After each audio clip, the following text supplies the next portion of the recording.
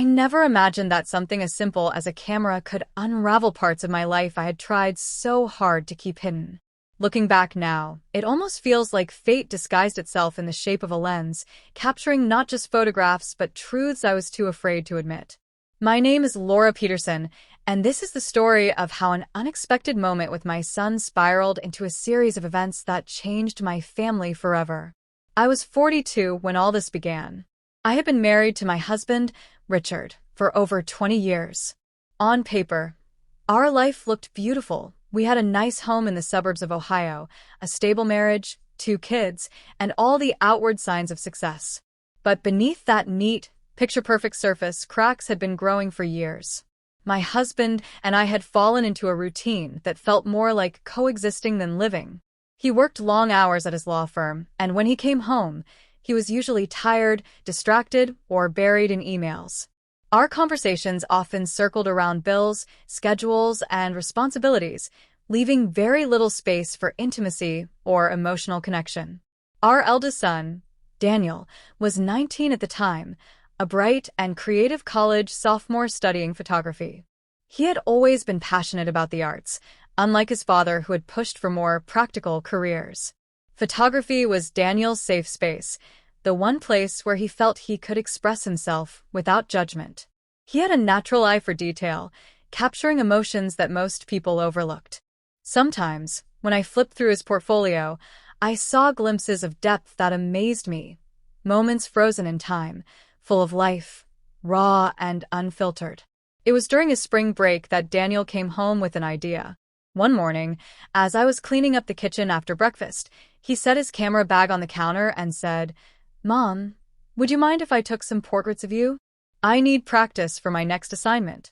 At first, I laughed it off. Me? Daniel, I'm not exactly model material. But he looked at me with sincerity. You are. You've always been. I think people don't see it because you're always so busy taking care of everyone else. I want to capture you the way I see you. His words caught me off guard. It had been years since anyone had looked at me that way, with admiration, with appreciation. Richard certainly hadn't. He rarely noticed when I changed my hair or bought a new dress. To hear my son speak with such conviction about my worth shook something deep inside me. I agreed, thinking it would be nothing more than a casual mother-son project.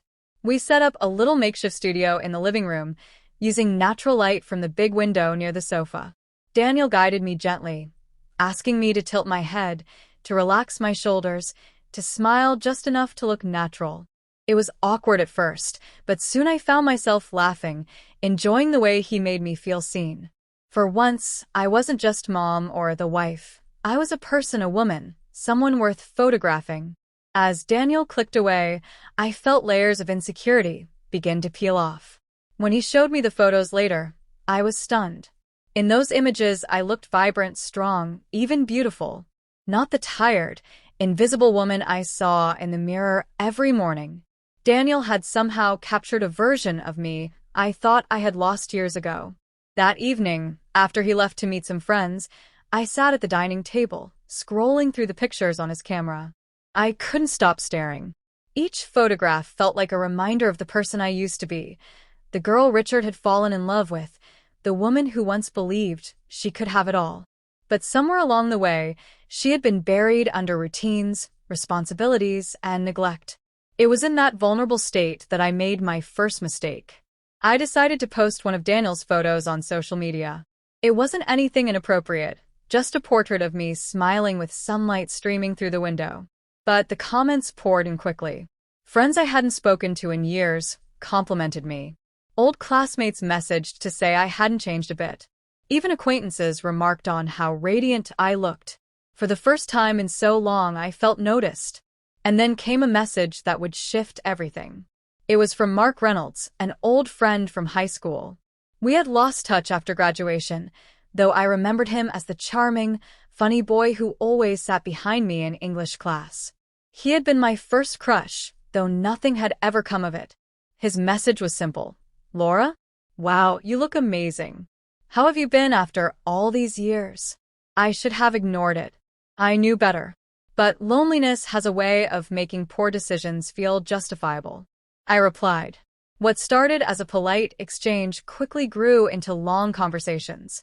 Mark was now divorced, living only an hour away and working as a contractor. He was easy to talk to, funny in ways Richard hadn't been in years. When Mark complimented me, I believed him. When he listened to me vent about feeling invisible, I felt seen. Weeks passed, and while Daniel thought he had simply inspired me with his photos, the truth was those images had opened a door I didn't know I wanted to walk through.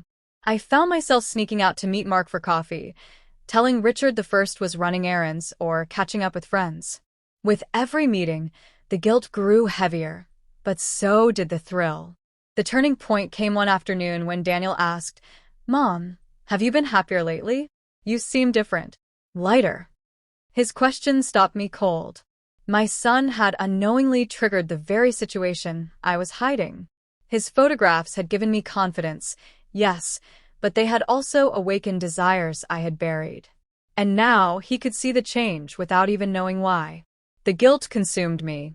I looked at Daniel and thought about how he admired me, how he saw me as strong and inspiring. If he ever found out the truth, that I had betrayed his father, that I had let myself get swept into something reckless, it would shatter him. And yet, I didn't stop. The secrecy became addictive. Mark made me feel alive in ways I hadn't in decades, and I convinced myself I deserved it after years of neglect. But lies have a way of catching up. One evening, Richard found a message on my phone. I had been careless, too comfortable. He confronted me in the kitchen, his face pale with rage and heartbreak. The kids were upstairs, unaware of the storm brewing below. Richard's voice shook as he asked, "Who is he, Laura? How long has this been going on?" In that moment, the illusion shattered. My marriage, my family, my image, all of it came crashing down. Daniel came downstairs midway through the argument, confused and horrified. He saw the phone in his father's hand, the tears in my eyes, the betrayal written all over the scene. It was Daniel who spoke first. His voice broke when he said, "Is this because of me? Because of those pictures?" My heart cracked wide open. He blamed himself for inspiring me, for awakening something in me that led to destruction. I tried to tell him it wasn't his fault, that my choices were mine alone, but the damage was done. The weeks that followed were some of the darkest of my life. Richard moved out temporarily, Daniel avoided me, and my younger daughter, Emily, clung to me as though afraid I would disappear too. The house that once felt warm now felt suffocating, filled with silence, judgment, and regret. But in that silence, I was forced to face myself.